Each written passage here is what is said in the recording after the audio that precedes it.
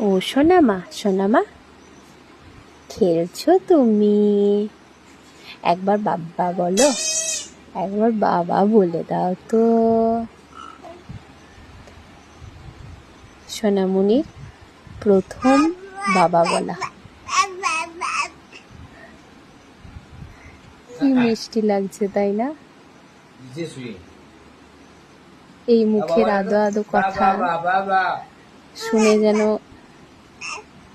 কান সার্থক হয়। বাবা বাবা বাবা বাবা